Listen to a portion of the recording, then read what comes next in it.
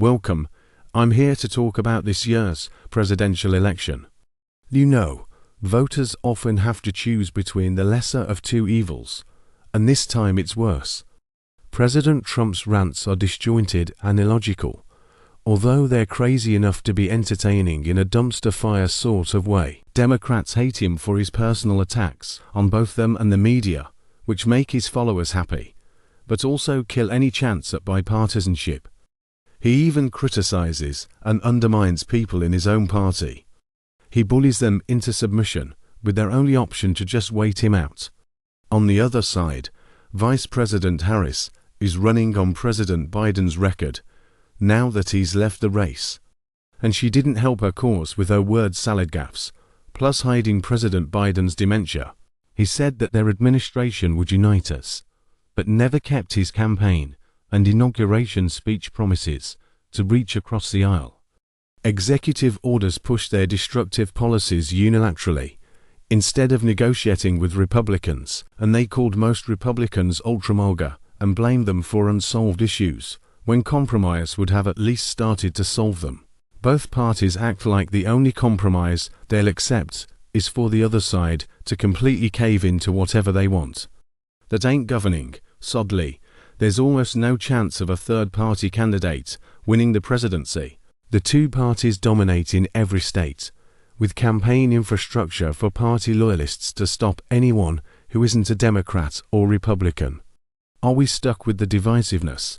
Are we stuck with election results in a handful of states where 48% to 47% victories produce electoral college wins, and then they claim massive landslides that justify a mandate from the voters for their extreme policies? Half of the country won't agree with them. It's possible that Harris gets back enough traditional Democratic Party voters who look like they were gonna vote for Trump. Or maybe Trump squeaks by like Biden did, with fewer than 100,000 votes separating them in the swing states. But there's no way that the splitting Congress will produce any meaningful bipartisan solutions to the problems that face the nation: governing, social, environmental, security, or economic. Single-party solutions make little actual sense to everyday Americans. Common sense isn't all that common, but voters know it when they see it. Sensible solutions should be appealing regardless of party affiliation, especially to independents and cross-party line voters. In polling earlier this year, 70% of voters didn't want either Trump or Biden to run again.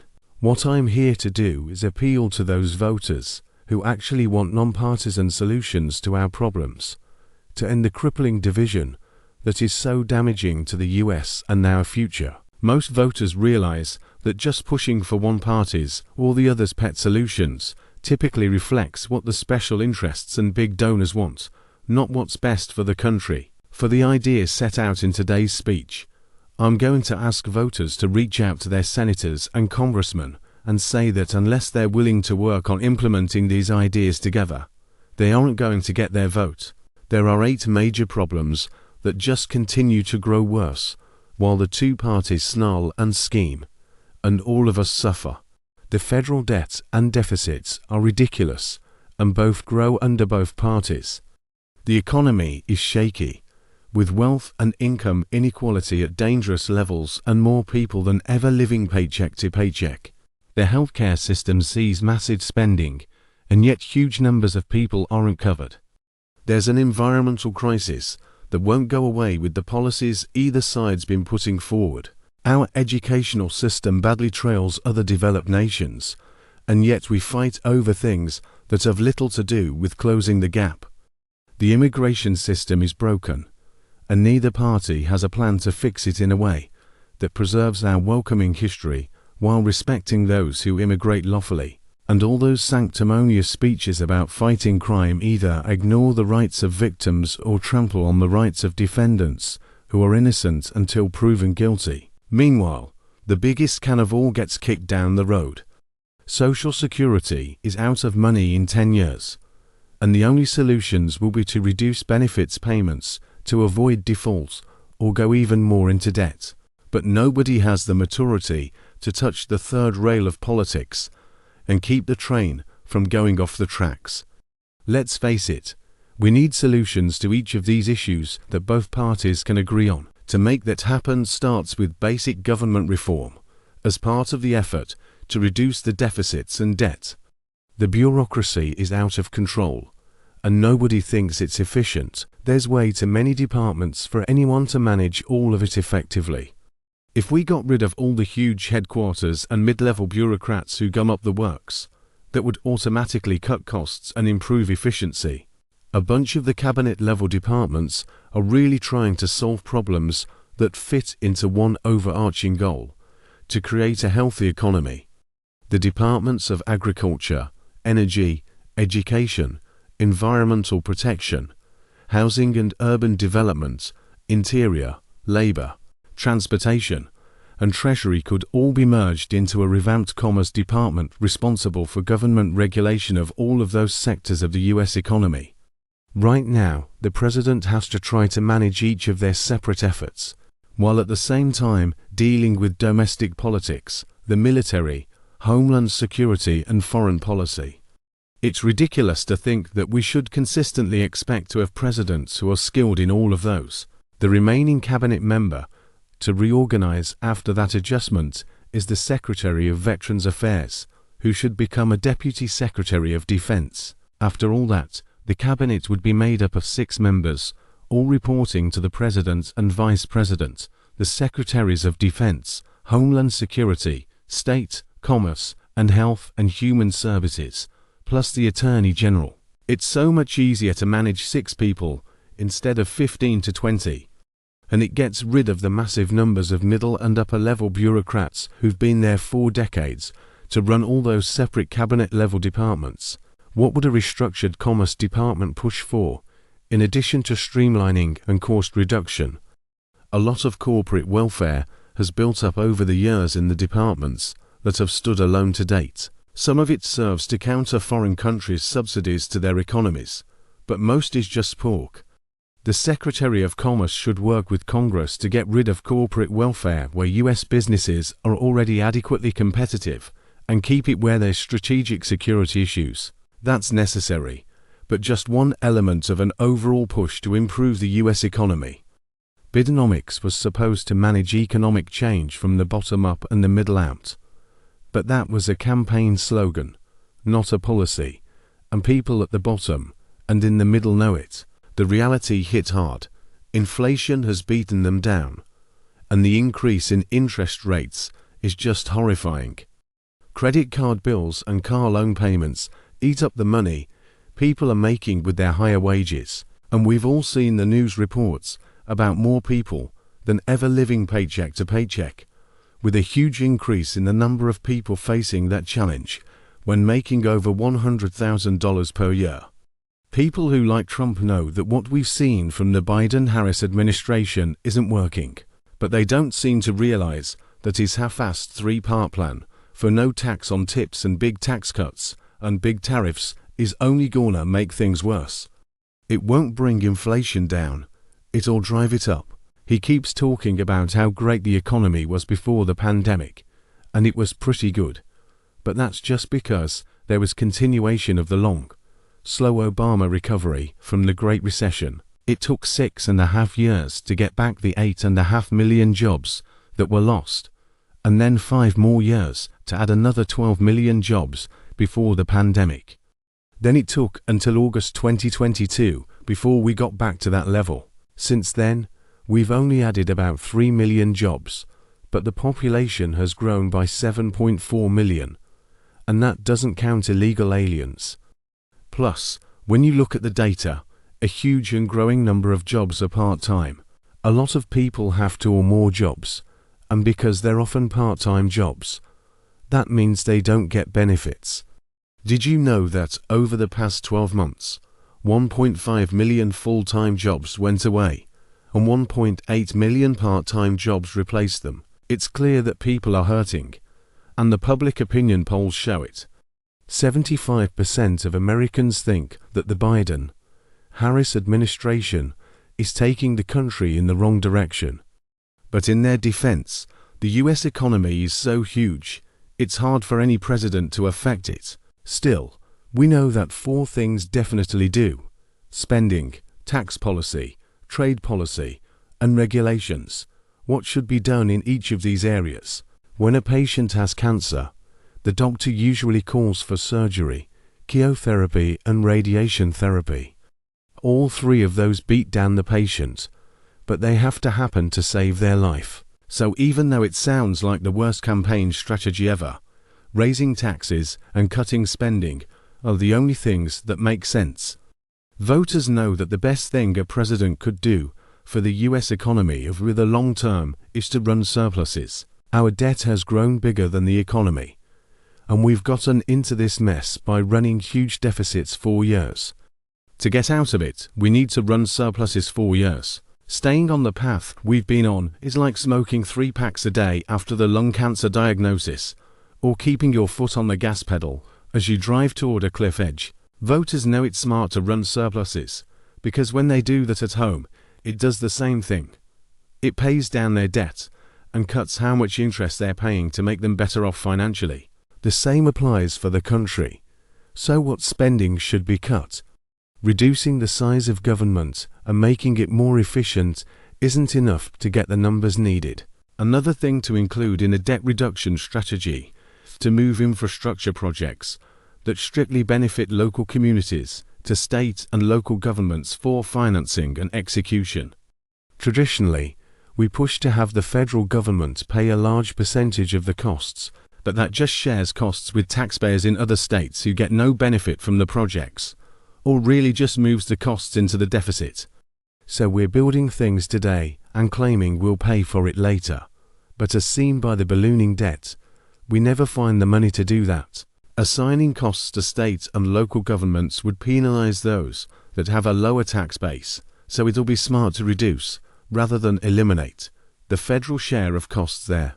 It should take into account the poverty rate of a particular state or locality when deciding on the federal share. In that case, it's not a total elimination of federal funds, but it can focus those funds that remain, say 25% or even 50% of what's there now, on the communities that are worst off.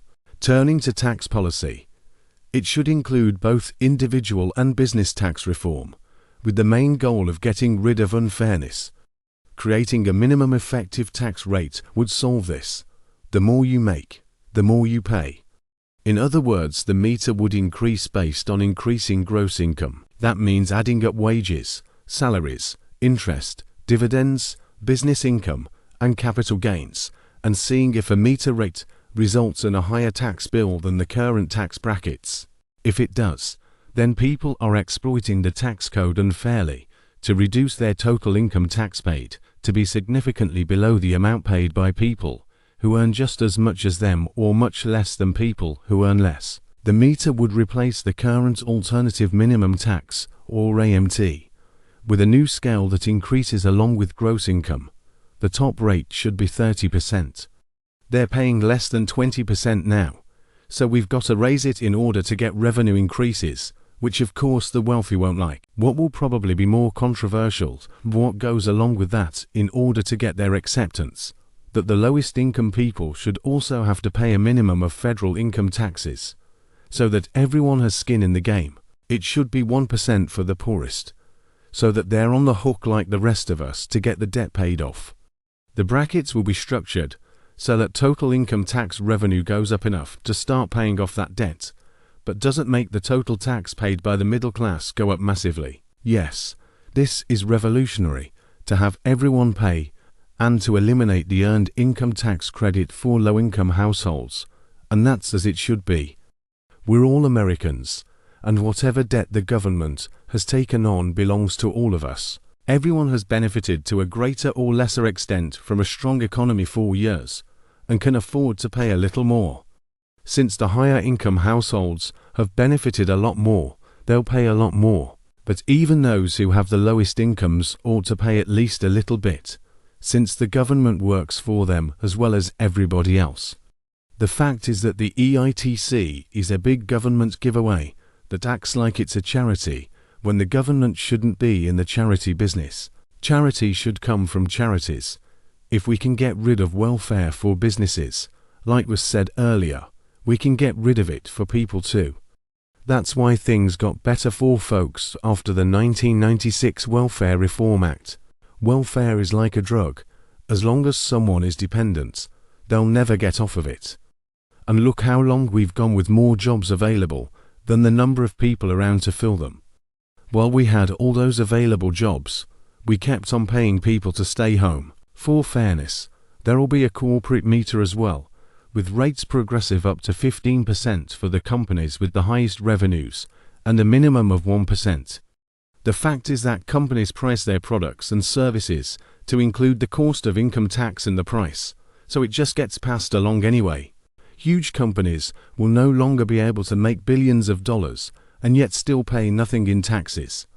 That kind of thing pisses people off when they see that happens for wealthy individual taxpayers as well.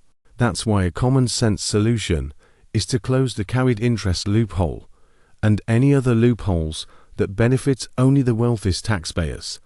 And because of the meter, any loophole that's used on 5% or less of all income tax returns should be eventually removed. Seeing all of these changes happening together should convince all the voters listening that this is a shared burden no matter your economic circumstance, to get the entire country to a better place than it is now. For people who aren't wealthy, in the middle class or earning even less than that, there's another common sense change that makes sense.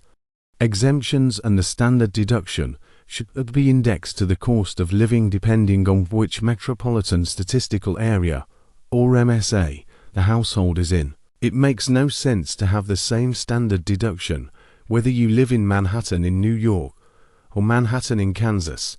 The cost of living is way different. Another tax change that makes sense is to undo the estate tax exclusion limits enacted under President Bush in 2001 and extended under President Obama. If those taxes had been in place for the past 23 years, the government might have collected more than $1 trillion. Instead, our debt went up by that amount. This would create equity between households who paid estate taxes before 2001 and those today who pay much less. Since wealth in the US has gone up so much, reinstating the pre-2001 structure will help generate surpluses and at the same time combat wealth inequality. It doesn't have to destroy small inheritances. There can be a threshold that makes sense, like not taxing estates smaller than 1.5 times the median estate of all of the people who died 2 or 3 years earlier. However long it takes to gather up the data, that's probably going to be estates below about 500,000, at least. And for the estates larger than that, the rate can increase as the estate gets larger. There may be other changes, like that two-tax policy to achieve surpluses. Democrats and Republicans in Congress can propose other changes that could be made, so that we can work together to see what both sides could agree on. Trade policy that makes sense reduces trade imbalances. New trade agreements ought to provide for balanced trade, adjusted when things get too far out of whack. That means we use tariffs when the US has the deficit, and the trading partner uses tariffs when they have the deficit. Alternatively, we can provide them humanitarian or military assistance of equivalent value to their trade deficit to get things into better balance. Getting rid of regulations that cost US businesses too much compared to other countries will also help the economy. Unless they're solving another major voter issue, they should be scrapped or changed to be more in line with what other developed nations use. That would have a lower negative impact on US companies and increase the number of good-paying jobs that Americans could get. It's hard to think of many examples of regulatory changes we might undertake that as a group would have a meaningful impact across the economy.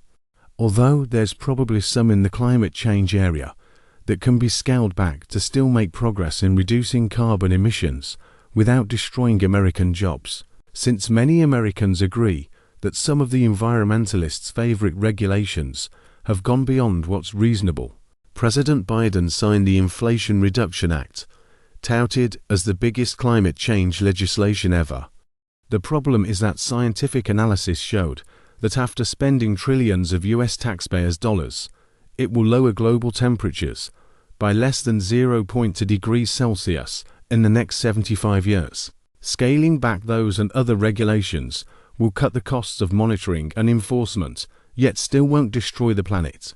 Turning to education, many times for the left the issues of critical race theory and teaching about LGBT equality take center stage, while on the right calls to eliminate the Department of Education are frequently put forward. Those are important issues to discuss and resolve, but to other aspects of the state of education in the US are more destructive to our long-term national economic security and national unity, academic achievement and student loan debt forgiveness.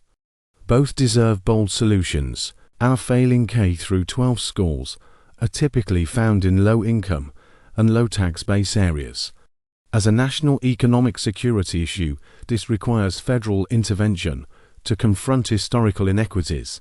A bold proposal to advance equity and strengthen our population's education level is to devote massive resources to the worst-performing districts for years to come, and not try to slap a band-aid on things or to think that the problem is unsolvable. We should replace the worst-performing 5,000 districts with charter schools, 1,000 per year, for the next 5 years across the country. Yes, that's federal intervention into what has traditionally been a local issue, but the reality is that combining all of the negative effects that have resulted from those failing districts means that there's a national implication of local failures. Targeted high-quality management of federally funded charter schools will take over for the currently failing publicly funded schools and revolutionize the educational experience for those students. And there's a way to ensure that the solution is equitable and not ridiculous.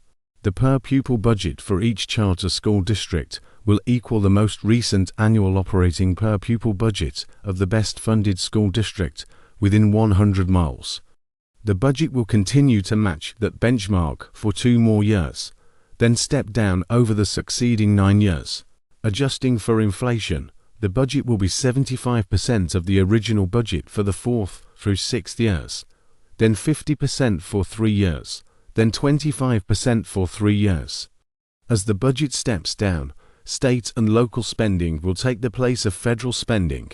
After 12 years, the local tax base and economy will have improved sufficiently for the federal government to stop intervening, and state and local governments will take over the challenge of making the charter school districts self-sustaining for the long term. The cost of this program will be offset by eliminating all federal government grants made to all institutions of higher learning across the country, where the total institution endowment exceeds $1 billion.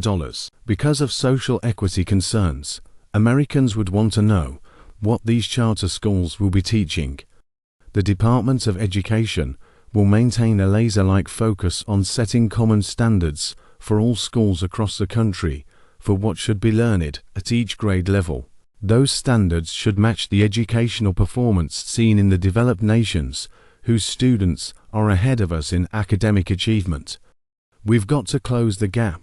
Our economic vitality and long-term national security interests demand it. We can't wallpaper over inequities of our past, so those should be taught at each grade level. But we've got to stop the indoctrination and division that have come along with that in entirely too many school districts. Division has also arisen due to the student loan debt forgiveness program. The Biden-Harris administration has forced the American people to absorb nearly $200 billion in student loans into the national debt. That transfer of debt from the borrowers to people who'd paid off their own debt or had never even gone to college is an imposed tax without being treated as a tax, and it's rightly criticized for being used to buy votes.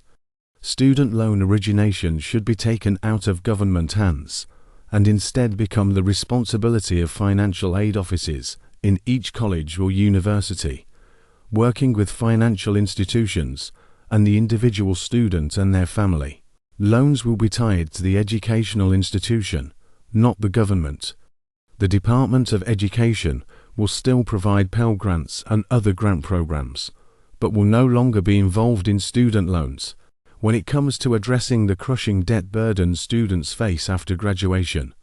That's an issue for the educational institutions, not the government. Colleges and universities will be encouraged to adjust their prices for their courses in each degree program to reflect the earning power of students with that degree after graduation, rather than one-size-fits-all tuition per credit hour. For example, if a history major is forecast to make $2 million in lifetime earnings with a Bachelor of Arts degree, and an engineering major is forecast to make $6 million in lifetime earnings with a Bachelor of Science degree, engineering classes should cost 3 times as much as history classes.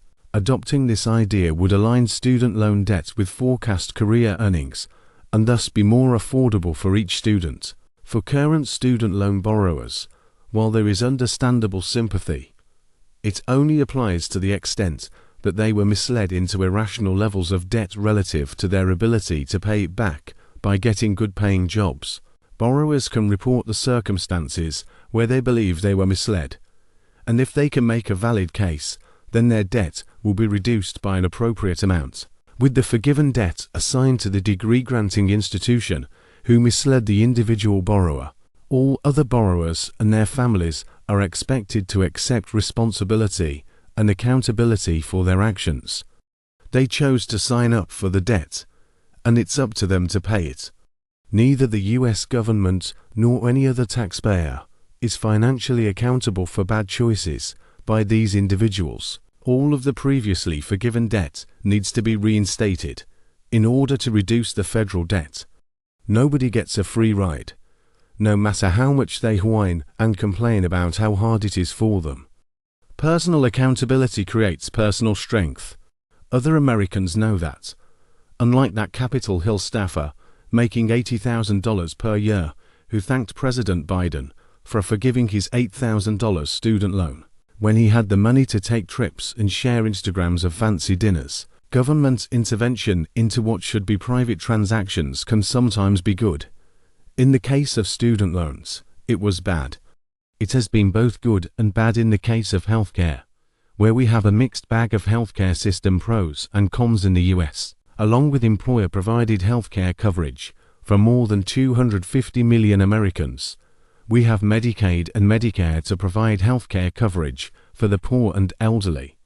But both systems are inefficient and due to price control pressures are not the best at providing high-quality care.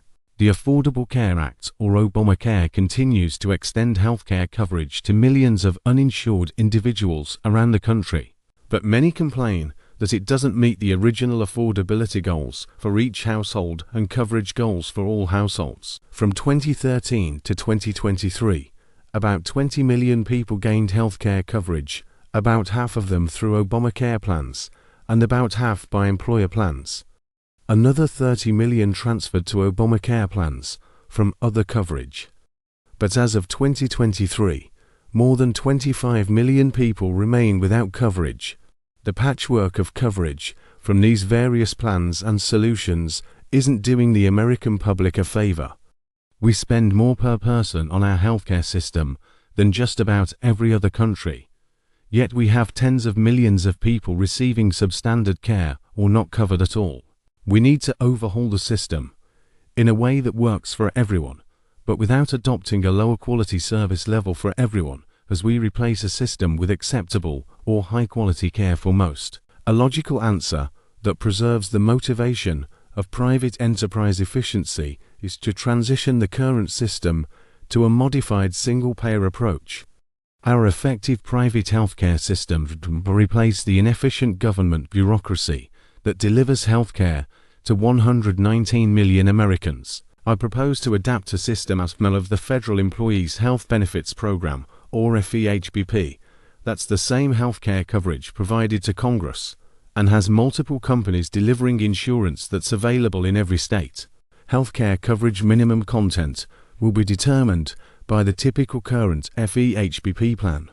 It will be amended annually to a standard set by a commission to be established by Congress, and with equal representation by Congress and the insurers. The standard will include significant expansion of mental health services to address the crisis of suicides, depression and anxiety, and other mental health challenges facing Americans. The first group of people to join the renamed U.S. Health Program, or USHP, in the first year of the transition will be public employees of all 50 states and their local jurisdictions, cities and counties.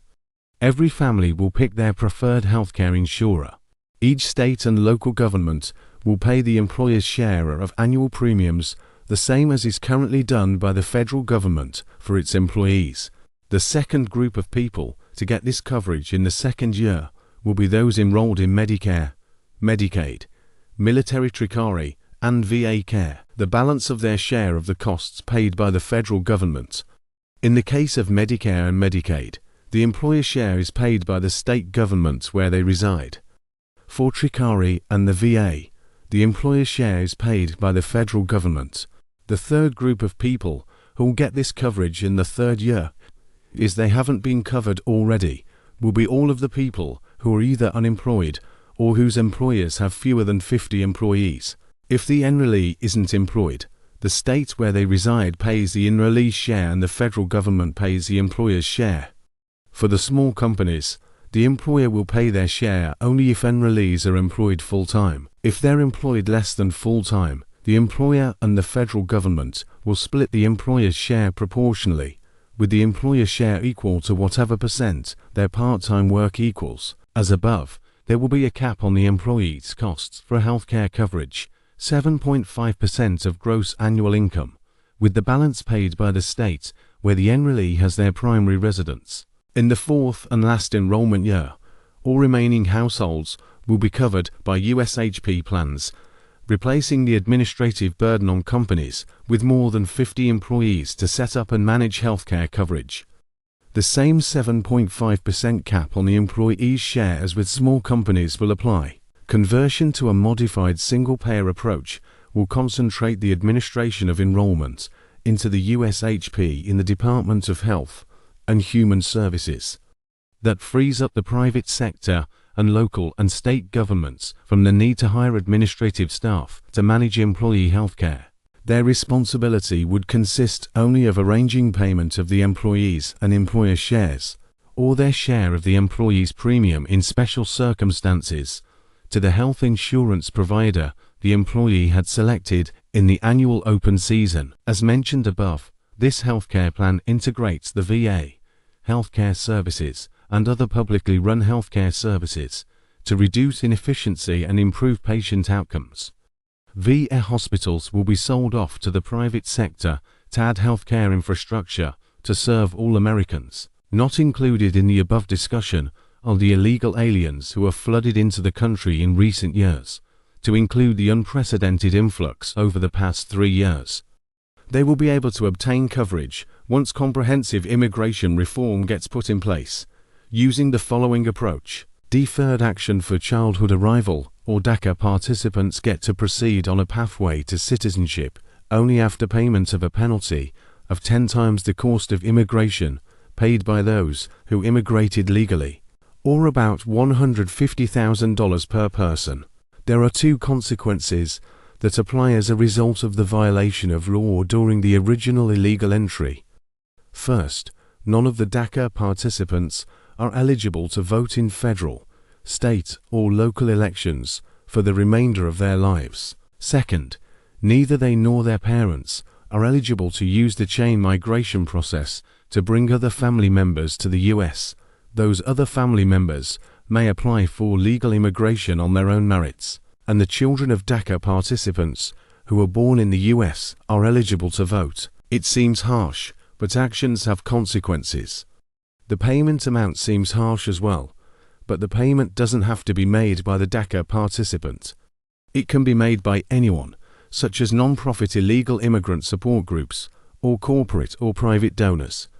Once the payment is made, the citizenship process can be completed. For illegal aliens other than DACA participants, they are also eligible for a pathway to citizenship, so long as they don't have criminal records, only after payment of a penalty. In this case, it's 20 times the cost of immigration paid by those who immigrated legally, or about $300,000 a person.